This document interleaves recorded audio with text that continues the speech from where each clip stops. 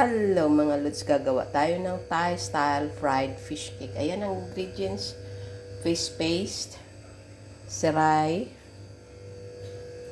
long bean, at saka kaffir leaves, yung mabango na dahon. Ayan. Imi-mince lang natin yan. Ayan, imi-mince na natin. Ayan, ilagay na natin dito ang ating minced serai, lemongrass. Ayan ang ating kaffir leaves.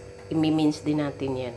Ayan na guys, na-mince na natin ang ating kaffir leaves. Ilagay na natin dito.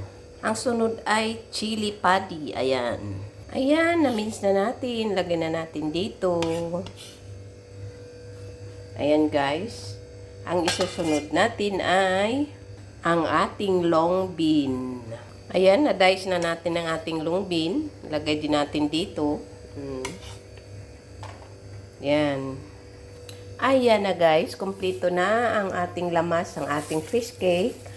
Lalamasin na natin yan. Yan, ganun. Hahaluin lang natin yan. Ayan na guys, nalamas na natin. Na-mix na ang lahat. Ayan, tingnan nyo. Ipa-fried na natin yan.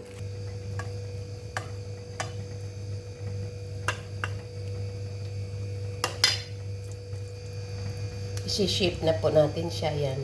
Ganun lang, flat, para madali maluto. Yan. Yan lang. Excuse me.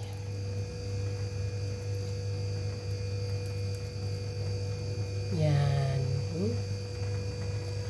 Ayan na guys, tapos ng pag-shape natin, magpiprito na tayo.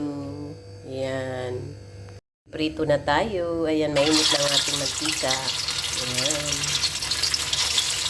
Ayan guys. Ayan. Looking good.